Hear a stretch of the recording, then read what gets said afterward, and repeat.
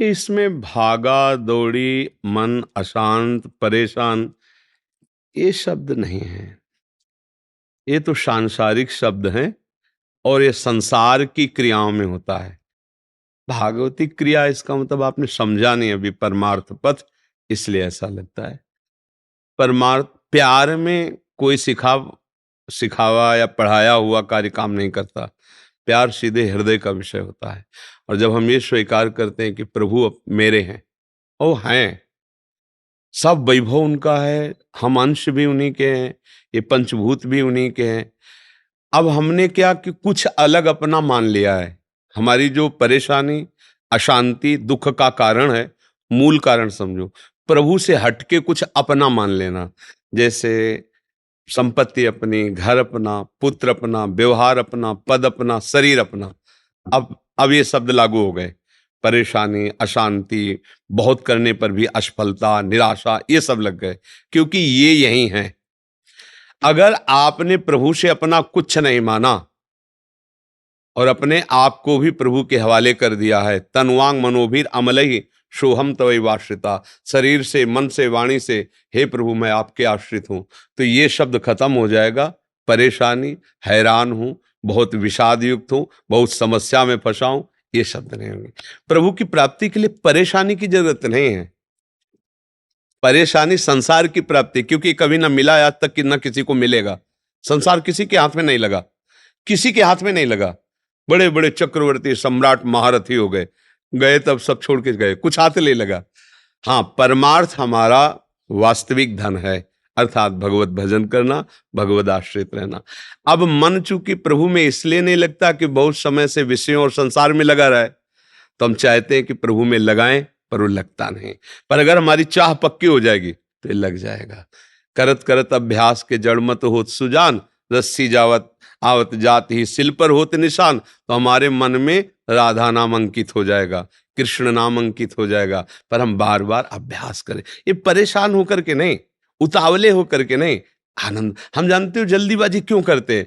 बस भगवान प्रसन्न हो जाओ, सारे काम बन जाओ, सारी समस्या मिट जाए, इसलिए जल्दी हम चाहे। हमें जल्दी की जरूरत नहीं है। हमें जरूरत है एक एक श्वास प्रभु की सेवा और सुमिरन में। बस एक एक श्वास अगर आप प्रभु की सेवा और सुमिरन में लगा दिए तो जीते जी भगवत प्राप्त हो, जीते जी खुद आपको अनुभव में आएगा। हमारे प्रभु हृदय आराध्य हैं, वो यहीं बैठे, कहीं दूर नहीं जाना है, बस उनको पुकारना है। और प्रभु से कुछ भी अलग रखोगे तो फिर बात नहीं बनेगी, कुछ भी अलग। इसलिए भक्तों का जीवन देखो, नाथ सकल संपदा तुम्हारी, मैं सेवक समेत सुतनारी, कुछ भी अलग नहीं। सब गिरिराज जी का, सब श्री कृष्ण चंद्र जी का, सब प्रिया जी का। अब समस्या किस बात की है? समस्या तब होती जब हम मालिक बनना चाहते हैं। जहां हम मालिक बने शरीर के, पति पुत्र परिवार, अब वहां समस्या तुम्हें झेलनी पड़ेगी। मालिक यदि प्रभु को बना दो और आप उनके सेवक बन जाओ तो समस्या है ही नहीं। क्योंकि ये फिर ज्ञान दे देते हैं कि जितने कार्य के लिए, जितने समय के लिए जो आया उतने ही समय तक टिकेगा, इसके बाद चला जाएगा। चाहे वो वस्तु हो, चाहे पद हो, चाहे व्यक्ति हो, चाहे स्थान हो, जितने काल तक के लिए तुम्हारी सेवा है उतने काल तक, इसके बाद हटा दिए जाओगे, फिर परेशानी क्या?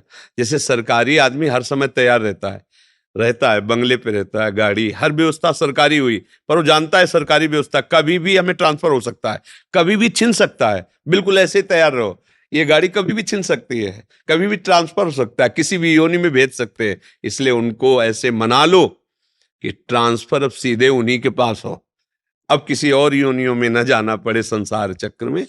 और जब आप ये लक्ष्य करोगे तो मन लगने लगेगा। जैसे हम मन में ये बैठा लिए कि रुपया सुख का हेतु है, अब हम कुछ भी करेंगे तो हमारी नजर रुपये पे रहेगी।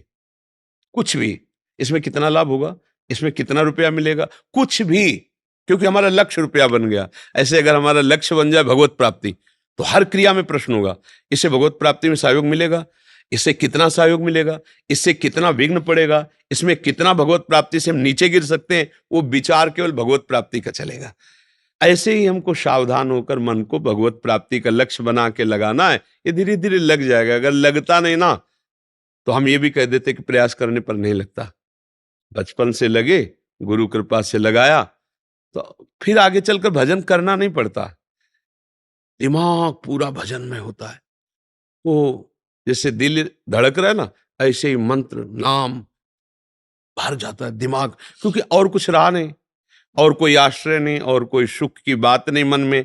वो सब उनकी कृपा से मलिनता सा, और वो अपने आप स्फुरित होता है, अपने आप श्वासा श्वासा नाम जपे, दुविधा रहे न कोई, श्वास श्वास सुमिरन करे। जहां प्रभु का सुमिरन प्रारंभ होता है अभ्यास से, एक होता करना, एक होता हो, और जहां होना प्रारंभ होता है बन निहाल हो जाता है जीव। तो अभ्यास से होता है। जैसे हम अभ्यास से विषयों में गिर गए, ऐसे अभ्यास से हम प्रभु की तरफ उठकर चले। ये अभ्यास भगवान ने ही आज्ञा करी है कि अभ्यास योग युक्तेन चेतसा नान्यगामिना। तुम ऐसा अभ्यास करो कि मेरा चित्त जो है वो भजन से ना हटे। अभ्यास करने से हो जाएगा। जैसे आपने लक्ष्य बनाया, आप आ गए। अगर आप लक्ष्य न बनाते तो आप कैसे आ जाते?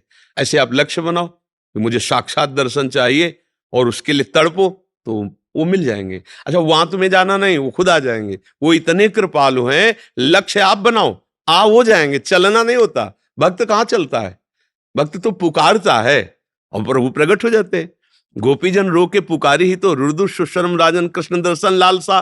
तो कहीं जाना थोड़ी पड़ा। तासा महावीर, उसी समय उन्हीं के बीच में तासा महावीर, भूत छौरी, इसमें मान मुखाम मुजा, पीताम्बर धरा भी, साक्षात मनमथ मनमता, कोटि मनमथ हारी, भगवान उन्हीं के बीच में प्रकट हो गए। अगर हम भगवान को पुकारें और सच्ची चाह हो, बताने की जरूरत नहीं, वो तो सच्चिदानंद है ना, वो जब सच्ची चाह देख लेंगे तो तुम्हारे हृदय में ही प्रकाशित हो जाएंगे। जहां तुम हो वहीं प्रभु हैं, वहीं तुम्हें अनुभव करा देंगे।